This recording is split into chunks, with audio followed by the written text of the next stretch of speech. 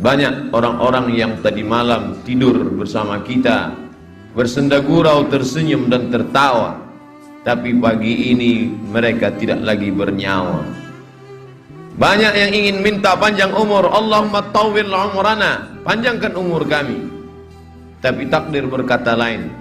Idza jaa ajaluhum, kalau ajal sampai, la yastakhiruna sa'atan, tidak dapat ditunda walau sesaat. Wala yastaqdimun, tidak pula dapat dimajukan walaupun sesaat. Sebagiannya mati, tapi sebagian lagi masih hidup, bernyawa, tapi tetap tidak dapat bangkit dari tempat tidur. Meleleh air matanya mendengarkan suara azan masuk ke dalam ruang-ruang rumah sakit. Hayya 'alas shalah. Bergetar hatinya, tapi kaki tak dapat melangkah, tangan tak dapat menghayun. Apa sebab? Karena nikmat sehat dicabut oleh Allah Subhanahu wa ta'ala. Sebagian hamba Allah ada yang berlari-lari, berkejar-kejaran di tengah jalan raya ketika kumandang azan sedang dikumandangkan.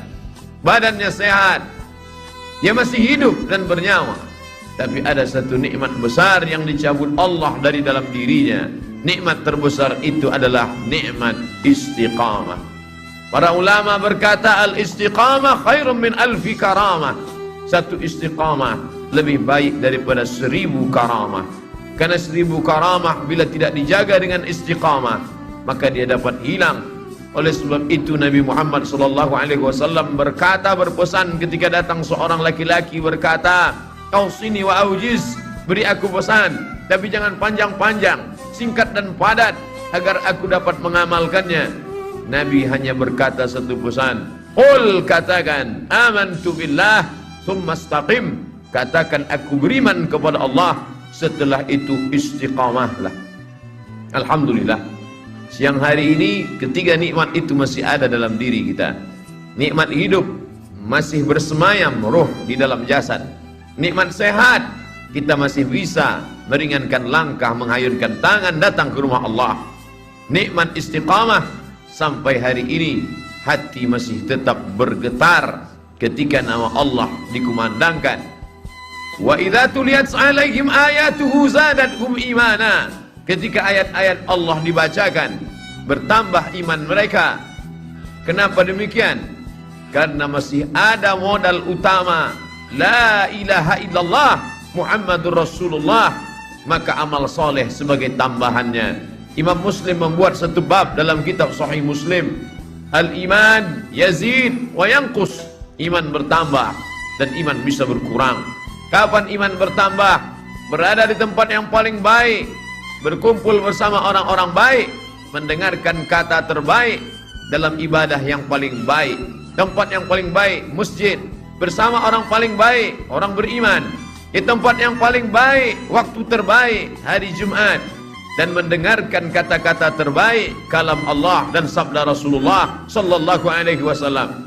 Maka saat ini iman sedang sepenuh-penuhnya berada di tempat yang tidak baik, bersama orang yang tidak baik, dalam keadaan yang tak baik, dalam perbuatan yang tidak baik, maka iman berkurang, bahkan bisa hilang sama sekali.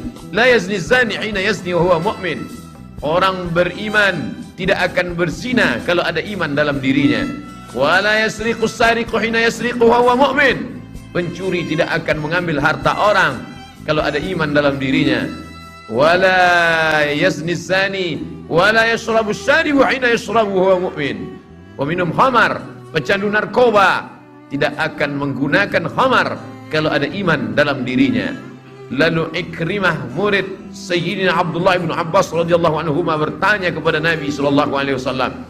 Ketika hadis itu disampaikan oleh Nabi, didengar oleh Abdullah bin Abbas. Ketika Abdullah bin Abbas menyampaikan hadis itu, didengar oleh Ikrimah. Ikrimah bertanya, ayunza'ul iman?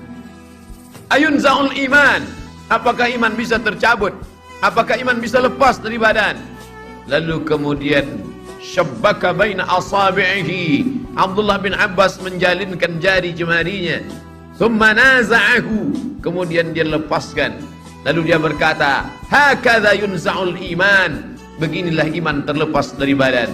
Hina taba, ketika orang itu bertobat, ada, maka iman masuk lagi ke dalam badan.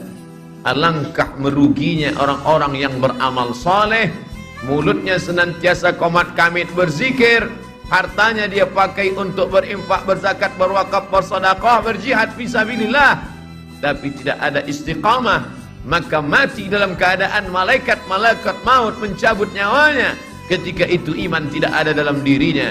Wa qadimna ila ma amilu min amalin, saatnya nanti datang malaikat membawakan amal-amalnya. Ini anak yatim yang kau sekolahkan, ini panti jompo yang kau bangun, ini infak, zakat, wakaf, sedekahmu. Faja'alnahu haba'an mansura, tapi kami jadikan amalnya itu seperti debu yang ditiup angin, tak bermakna di hadapan Allah. Mengapa? Karena tidak